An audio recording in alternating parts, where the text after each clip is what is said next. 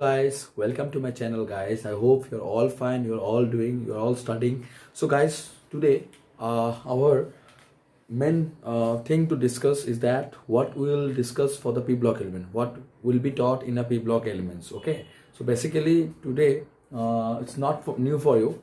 Already I have a little bit, I have discussions, or you can say an introductory class for this particular unit, that is called p block elements. So guys, in this particular unit we have seen that uh, basically in p block elements, which elements are called the p block elements. So basically generally from group 13 to 18 are called p block elements. No, we have learned from our earlier videos that basically group 13 to 18 elements are generally called the p block elements. Why? Because they are last electron entering in any one of the p orbital or in a p orbital. Now first of all, the thing is that which groups we have to study for class 11 and for the class 12. So basically group 13 and 14 you have to study for class 11, and group 15 to group 18 you have to study in class 12. So generally it is a very important unit, you can say, both for the class 11 and the class 12. So we'll go on. Well, today our focus is that today we'll discuss for class 11 only. Okay, that is group 13 to 14. So group 13 to 14 generally we have to see which are the topics we have to study. Okay, so very important, you can say. So this p block element generally it comes under inorganic chemistry. Okay, under the branch inorganic chemistry. Okay, so generally organic chemistry deals with the carbon, and inorganic chemistry generally deals with other than carbons. Okay, so generally 13 to 14 you have to see what are the topics to be studied in this particular unit. So I'm writing one by one. So we have seen in our previous class that we have written some of the electronic configurations of p block elements, no, from group 13 to 18. The first member, most probably just check on my last videos. ठीक है, तो आप लोग देख लीजिए मेरा पहले का पहला वीडियोस, मैंने एक ही वीडियोस इसमें मैंने अपलोड किया था, तो आप पहले इसमें देख लीजिए. तो 13 to 14 हम लोग को ग्रुप वाइज एनालिसिस करना है, या हम लोग को ग्रुप वाइज स्टडी करना है. सो इसके आगे हम लोग को first and foremost task for us is that आपको 13 एंड 14 का एलिमेंट्स आपको जानना है, that is called group members को आपको जानना है. सो ग्रुप 13 में आपका फर्स्ट एलिमेंट जो होता है, तो first element comes is boron, then aluminium, then gallium, indium, then thallium. अगर आप 14 पे मूव करते हैं तो 14 का फर्स्ट मेंबर ही स्टार्ट होता है कार्बन से. So carbon, silicon, germanium, tin and lead.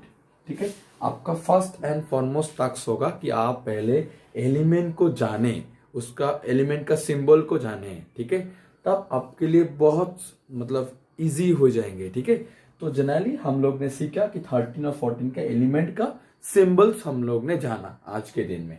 इसके बाद आप क्या सीख सकते हो कि इसका एटॉमिक नंबर्स वगैरह क्या होते हैं. ठीक है, सो जनरली आप एटॉमिक नंबर सीख भी सकते अगर आप सीखना चाहे, otherwise you can learn by this process also. Okay, और अगर आप सीखना चाहते तो you can write like this way also. So boron 5 होता है, इसके बाद 13 होता है, इसके बाद 31 होता है, इसके बाद बढ़ाते जाइए, 18 होगा, 18 बढ़ाइए तो कितना होगा, 49 होगा. इससे कितना होगा, अगर 18 इंक्रीज करेंगे तो यहाँ पे कितना हो जाएंगे, 81. इसमें आप देख सकते हैं कि मैंने यहाँ पे +8 इंक्रीज किया, यहाँ पे मैंने कितना इंक्रीज किया, +18 इंक्रीज किया, यहाँ पे मैंने कितना इंक्रीज किया, +18 इंक्रीज किया, 8, 18, 18. यहाँ पे मैंने कितना इंक्रीज किया, आप देख के तुरंत निकाल सकते हैं. 59, 69, 79, दैट इज 82, दैट इज +32. तो आप ऐसे भी सीरीज को याद रख सकते हैं, 8, 18, 18, 32, 8, 18, 18, 32. तो आप अगर फर्स्ट मेंबर का एटॉमिक नंबर जानते हैं, बस उस सीरीज को फॉलो करिए, आप बाकी का एटॉमिक नंबर्स निकाल सकेंगे. ठीक है, तो it's very easy way, you can easily memorise और you can easily learn from this particular unit. So पहले हम लोग ग्रुप 13 का कंपैरेटिव स्टडी करेंगे. कंपैरेटिव स्टडी मीन्स ऐसा बहुत डिटेल में जाना उतना भी नहीं, बट आपको देखना होगा. ठीक है, आपको डिटेल्स में ही देखना होगा. ठीक है, बट उतना सारा कॉम्प्लेक्सिटी नहीं आएंगे जो हम लोग हायर क्लासेस में स्टडी करते हैं. आपको सिर्फ आपका क्या क्या हो सकता है ये हम लोग आज देखेंगे, क्या क्या हम लोग को पढ़ना है, ठीक है। तो एक हम लोग आज भी बोल सकते हो, एक मैं आइडिया दूंगा कि क्या पढ़ना है इस चैप्टर से। सो मैं अभी 14 को रफ करता हूँ, मैं 14 को बाद में कंपैरिजंस या बाद में स्टडी करने के लिए लूंगा। तो पहले हम लोग ग्रुप 13 को आज देखते हैं एक बार, ठीक है। सो ग्रुप 13 का एलिमेंट हम लोग ने जान लिया, ठीक है। अभी देखो पी ब्लॉक एलिमेंट में आपका मेटल्स एंड नॉन मेटल्स दोनों ही कॉम्बिनेशंस में होते हैं। तो इसके कारण आपको कई जगह पे क्या होगा कि आपको अलग अलग कुछ वेरिएशंस देखने को मिलेंगे। जैसे आप अगर मेटल्स का देखते हो तो मेटल्स में क्या होता है कि एक रेगुलर ट्रेंड फॉलो होते हैं। आप कुछ भी फैक्टर्स उठा के देख लो, सबसे अगर हम लोग अगर एकदम एकदम सिंपल वे में लेना चाहते हैं, दैट इज कॉल्ड साइज। तो obviously size, we all know that size increases और डिक्रीजेस डाउन द ग्रुप और अक्रॉस द पीरियड। कुछ ना कुछ तो ट्रेंड है ना हम लोग के पास। तो नॉर्मली हम लोग जो ट्रेंड मानते हैं कि लेफ्ट टू राइट क्या होता है, साइज डिक्रीजेस, और ये होते भी है। हम लोग लोअर क्लासेस में भी स्टडी करते हैं या स्टडी कर चुके हैं। और अगर हम लोग टॉप टू बॉटम आते तब भी क्या होता है, साइज इंक्रीज नहीं तो डिक्रीज। तो कुछ रेगुलर ट्रेंड जो फॉलो करता है ये होता है मेटल्स। जो भी आप ग्रुप 1 और ग्रुप 2 का जो मेटल्स दो देखते हैं, alkaline metals as well as alkaline metals and the alkaline earth metals, that is called group 2 elements, they have a regular trend on the sizes. But if when you come to the p block elements, you will see some variations. And what are those variations? Their size may not be regular.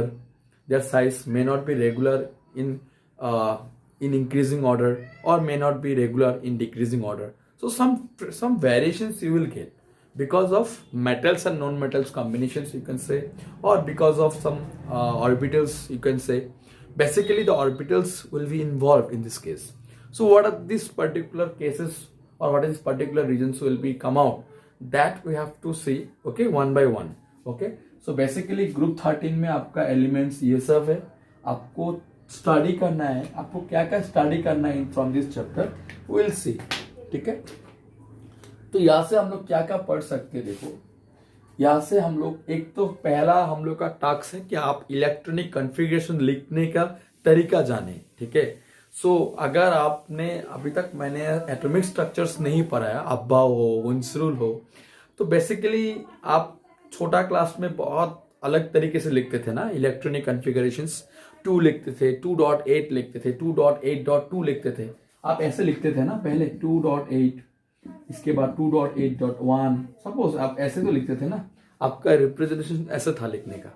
But अभी आपको ये pattern आपको change करना है। अभी आपको क्या करना है, अभी आपको कुछ ऑर्बिटल्स वगैरह डिनोट करना होता है, 1s हो, 2s, 3s, 3p। तो ये मैं क्या सोच रहा हूँ, इलेक्ट्रॉन्स मतलब इलेक्ट्रॉनिक कॉन्फ़िगरेशंस कैसे हम लोग लिख सकते हैं, इस चीज को हम लोग एक दिन बारीकी से क्लास लेंगे यहाँ पे। तो आप लोग जोड़िए मेरे साथ और उसको सीखिए, और कैसे इलेक्ट्रॉनिक कॉन्फ़िगरेशन लिखना होता है आप उसको सीखिए, ठीक है। और मेरा ये मानना है कि आप जरूर सीख जाएंगे अगर आप वीडियोस देखते रहते हैं, ठीक है। अगर वीडियोस में बने हैं तो आप आराम से सीख सकोगे, ठीक है। यहाँ पे कोई टेंशन लेने का बात नहीं है। सो यहाँ पे आप देख सकते हो कि मेरा फर्स्ट एलिमेंट जो है ये मेरा बोरॉन फैमिली स्टार्ट होता है। सो ये एक बोरॉन फैमिली भी बोला जाता है, फर्स्ट मेंबर बोरॉन है तो बोरॉन फैमिली ही बोला जाएगा। सो आप अगर देखते हो कि क्या क्या आपको स्टडी करना होता है, तो आपको स्टडी करना होता है इलेक्ट्रॉनिक कॉन्फ़िगरेशंस। ये तो आपको हर एक पीरियड में, सॉरी हर एक ग्रुप्स में या हर एक ब्लॉक्स में आपको स्टडी करने को मिलेगा, that is called electronic configuration. अगर आप डी ब्लॉक पढ़ रहे हैं, एफ ब्लॉक पढ़ रहे हैं, एस ब्लॉक पढ़ रहे हैं या पी ब्लॉक पढ़ रहे हैं, आपको इलेक्ट्रॉनिक कॉन्फ़िगरेशन तो जानना ही होगा, that is called general. But अगर ग्रुप वाइज स्टडी करते हैं तब भी आपको इलेक्ट्रॉनिक कॉन्फ़िगरेशन लिखने कैसे लिखते हैं उसको हम लोग को सीखना भी है।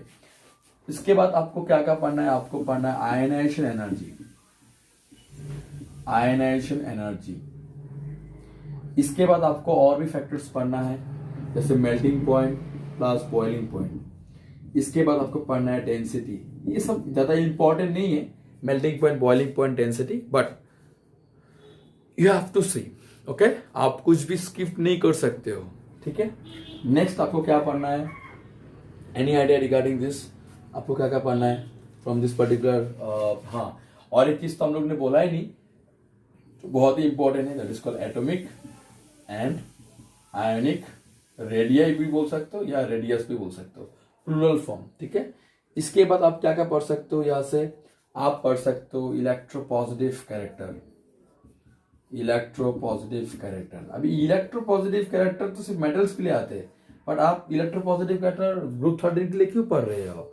क्योंकि क्यों हम लोग पढ़ते हैं? Because generally it has been seen that in P block elements top to bottom metallic character increase होता जा रहा है। इसलिए देखिए इंडियम थैलियम जो है ये पर्टिकुलरली ये क्या है, एक मेटल है बोल सकते हैं, बट आप देखिए यहाँ पे आपको मेटलर्ड्स भी देखने को मिलेगा, एल्यूमिनियम भी क्या है, एक मेटल है बोल सकते हो। तो जनरली आप टॉप टू बॉटम अगर मूव करते हो then you will encounter with some metals also. That's why in P block you can get metalloids, you can get non-metals also, as well as you can get your metals also. metal, non-metal and metalloid मिलके ही P block बनता है।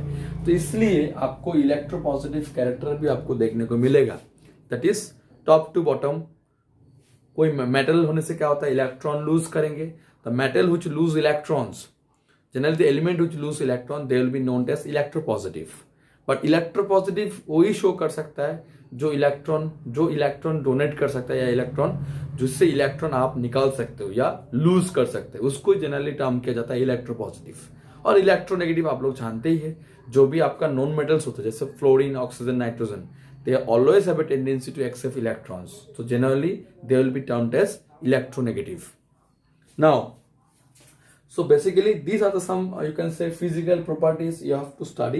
One more I have not told you, one more properties you have to study, that is called electronegativity, because you have a non-metals also. The electronegativity character also you have to study in a very detailed manner. Just the concept you have to take, not you can not say that you have to study in a very long manner, you have to take long classes. No, I'm not telling you about this, but the thing is that you have to give a touch that what are the particular character, what is the character arises for the group 13 element in case of electronegativity. So that particular properties we have to study one by one. Okay, so before that today our main discussion, today I will go on only one character because my health is not good. I'm literally very sorry, मेरा बहुत दिन से videos नहीं आ रहे। I'm mentally distressed out because one thing I have to share with you guys that I'm doing, I just got admitted, I just got admissions or you can say admitted in PhD. So मैं PhD का काम अभी शुरू किया हूँ, अभी recently मेरा काम मतलब मुझे चांस मिला है। इलेक्ट्रॉनिक कॉन्फ़िगरेशन, ठीक है, मैं ऑफ कर देता हूँ। सो इलेक्ट्रॉनिक कॉन्फ़िगरेशन आप लोग जानते ही हो कि इलेक्ट्रॉनिक कॉन्फ़िगरेशन हम लोग कैसे सीखते हैं, ठीक है। सो इलेक्ट्रॉनिक कॉन्फ़िगरेशन सीखने के लिए मुझे आपको क्या जानना होता है, आपको अबव प्रिंसिपल जानना होता है। सिर्फ अबव प्रिंसिपल जानने से भी नहीं होगा, आपको हुन्स रूल भी जानना होता है, ठीक है। ये सब चीज मैं डिस्कस कर दूंगा एक दिन मैं इलेक्ट्रॉनिक कॉन्फ़िगरेशन कैसे लिखते मैं उस चीज को एक दिन डिस्कस करूंगा, चिंता मत करो। सो अबव प्रिंसिपल, हुन्स रूल, इसके बाद आप और एक काम कर सकते हो, आप और एक स्टडी कर सकते हो, दैट इज कॉल्ड बोल सकते हो Pauli exclusion principle. Pauli exclusion principle, ठीक है। सो मेरा जो स्टूडेंट्स है मैं उसको पढ़ा रहा हूँ, ठीक है। ऑलरेडी मैंने ये सब चीज पढ़ा दिया उन लोग को, मतलब ऑफलाइन बैच में मैं बोल रहा हूँ। तो आप ऑफलाइन में तो आप लोग नहीं हो, आप लोग ऑनलाइन ही देखते हो। तो जनरली आप लोग क्या कर सकते हो, मैं एक एक्स्ट्रा करके एक वीडियोस बना दूंगा on the basis of this, how to write in electronic configurations, ठीक है। तो नया इलेक्ट्रॉनिक कॉन्फ़िगरेशन ट्रेंड जो आया है उसको आपको लिखना होगा अभी from class 11। Now electronic configurations के लिए आपको तुरंत क्या होगा कि आप ग्रुप वाइज एनालिसिस कर रहे हैं तो आप ईच एंड एवरी एलिमेंट का इलेक्ट्रॉनिक कॉन्फ़िगरेशन लिखने का तरीका जाने, ठीक है। आपका ये बहुत काम में आने वाला है फ्यूचर में, ठीक है। तो फर्स्ट एलिमेंट क्या है, मेरा बोरोन है। तो मैं बोरोन को कैसे लिख सकता हूँ, बोरोन का एटॉमिक नंबर कितना है, 5 है। तो 5 को मैं कैसे लिख सकता हूँ, तो 5 को मैं ऐसे भी लिख सकता हूँ 1s2 2s2 2p1। एलिमेंट का लिख सकता हूँ 1s2 2s2 2p6। इसके बाद मैं लिख सकता हूँ 3s2 3p1। यस, आप काउंट करिए 6 7 8 9 10 11 13। सिर्फ ऊपर का पावर आप काउंट करिए, that will give you atomic number. 2 + 2 4 4 + 1 5। Yes, it is 5, it is 13। Okay, आप ऐसे भी लिख सकते हो। गैलियम बहुत बड़ा एलिमेंट है, मतलब एटॉमिक नंबर बहुत बड़ा है। सो ये जरूरत नहीं पड़ेगा, मैं क्या करूंगा, मैं आर्गन से स्टार्ट करूंगा। सो आर्गन 3d10 4s2 4p1। और अगर आप इसको ये भी रफ कर सकते हो तो रफ भी कर सकते हो, कोई मुश्किल नहीं है, आप ऐसे इसको ऐसे भी लिख सकते हो, नियन 3s2 3p1। और इसको तुम कैसे लिख सकते हो गाइस, तो इसमें आप लिख सकते हो हीलियम 2s2 2p1, इसको आप लिख सकते हो हीलियम यूनियन आर्गन क्रिप्टन। तो आपने क्रिप्टन लिख दिया। क्रिप्टन लिखने के बाद आप क्या लिख सकते हो, आप लिख सकते हो 4d10 5s2 5p1। आप पहले बाद में हम लोग काउंट कर लेंगे इसको। और थैलियम को क्या लिख सकते हैं हम लोग, तो थैलियम को हम लोग लिख सकते हैं xenon 4f14 5d10 6s2 6p1। आप काउंट कर सकते हैं जेनॉन का एटॉमिक नंबर कितना है, जेनॉन का एटॉमिक नंबर है 54 plus 14 plus 10 plus 3 2 plus 1 3। So plus करिए कितना आएगा, 54 प्लस 14 कितना होता है 64 68 68 plus 10 78 78 plus 3 is 81. See, its atomic number is 81. It's very very easy. Krypton का एटॉमिक नंबर कितना होता है गाइस, क्रिप्टन का एटॉमिक नंबर होता है 36।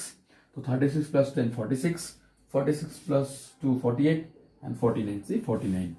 आर्गन का कितना होता है, आर्गन का होता है 18 28 29 sorry 18 plus 10 28 30 31 C 31। So like this way, you can easily represent an electronic configurations of group-wise elements. So that is called electronic configuration of your group 13 element. Now, on the basis of electronic configuration, you can explain many properties. Many properties means like their oxidation states, their valency, their chemical, their due to the valentials only.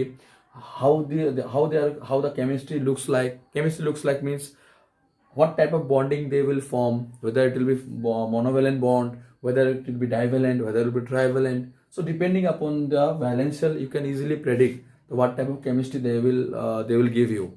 Okay, so basically today nothing to discuss for today. Okay, so from the Monday onwards, new videos will be uploaded. Seriously, I will take it seriously. So due to my health issues, I didn't take the videos. Okay, sorry for that. आप लोग पढ़ते रहिए, जो भी मैंने videos पहले भी डाला है उस वीडियोस को आप लोग देखते रहिए, आपको स्टडी होता रहेगा। ठीक है, और अभी मैं क्या करूंगा, इलेक्ट्रॉनिक कन्फ्यूजन कैसे लिखना होता है मैं उस तरीके को आप लोग को बताऊंगा फ्रॉम द एटॉमिक स्ट्रक्चर। तो वो पार्ट होगा एटॉमिक स्ट्रक्चर से। ठीक है guys, so thank you so much. आप लोग बने रहिए और बी पॉजिटिव, बी किसी के लिए रुके मत रहिए, क्योंकि जिसको जाना है जाने दीजिए। अगर कोई आपको सपोर्ट नहीं कर रहा है तो छोड़ दो, ठीक है, कोई बात नहीं, आप खुद ही सपोर्ट बना रहिए। बी मोटिवेटेड ऑलवेज, अच्छा आदमी से बात करिए, अच्छा फ्रेंड्स बनाइए और भगवान को बिलीव रखिए, कुछ ना कुछ तो रखेगा ही, वो कुछ ना कुछ तो आपको लिए करेगा ही कुछ। ठीक है, मेहनत करते रहिए बस। Thank you so much, keep on touch on my videos और नोटिफिकेशंस ऑन करके रखिए, वीडियोस आता रहेगा अभी from the Monday onwards. It's my comment, it's my compliment to you. ठीक है, मैं जितने भी बिजी हूँ पीएचडी वर्क्स में, आप लोग के वीडियोस में देता रहूँगा, कहीं पे भी हूँ मैं। ठीक है, थैंक यू सो मच।